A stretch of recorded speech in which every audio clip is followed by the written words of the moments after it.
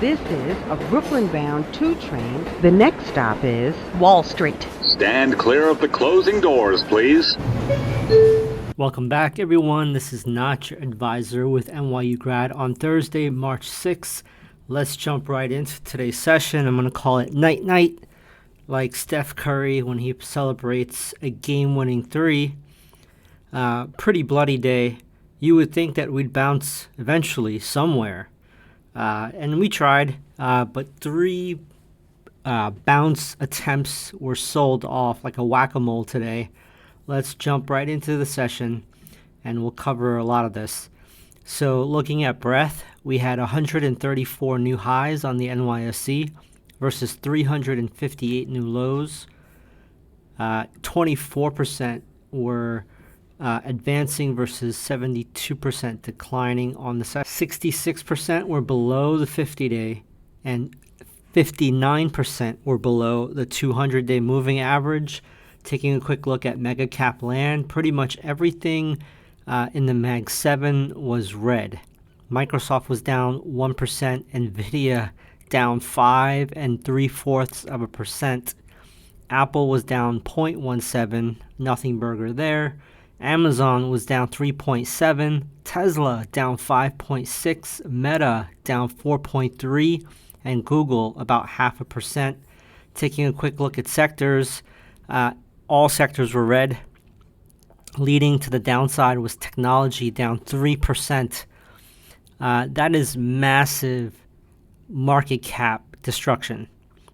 Consumer cyclical was down 2.6, real estate 2.4, utilities 2.2, communication services that includes names like Meta and Google down 2.09, financials down 1.7, industrials down 0.9, healthcare down 0.5, basic materials down 0.45, energy down 0.25%, along with consumer defensive.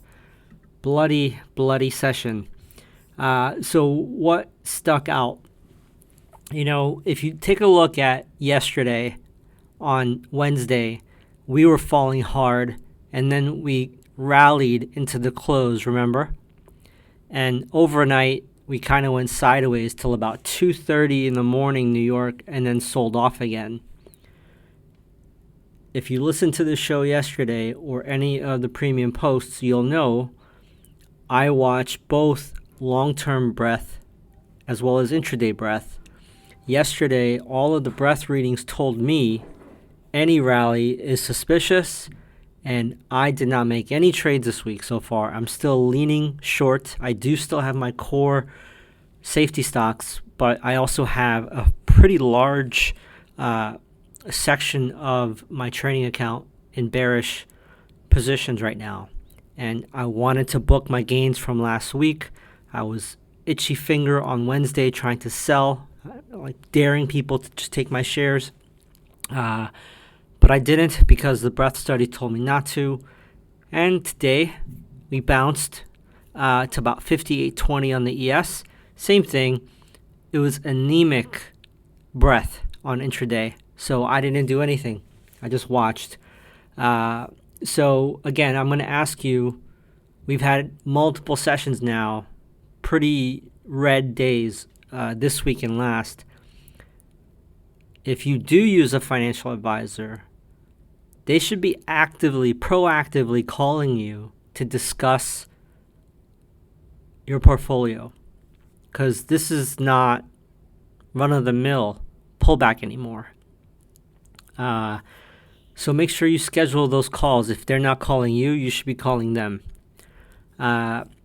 This afternoon, this is more of an aha, like holy cow, because I had some time to watch TV. This is actually a video recording from my phone of my television. But around lunchtime, a little bit before lunch, I was watching Bloomberg, and Katie Griffield and Matt Miller were talking about the markets and the sell-off. We can't forget that this is just a small taste of the in-depth analysis that Not Your Advisor provides. They don't just throw numbers at you.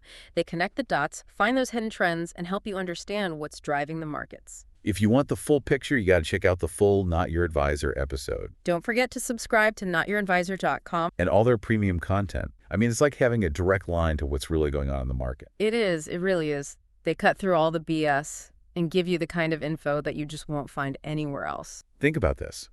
Investing is all about making decisions that work for you and your goals. You're the one in control. Not your advisor can give you the map, but you choose where you want to go. And with that empowering thought, we'll sign off. Happy investing. Stand clear of the closing doors, please.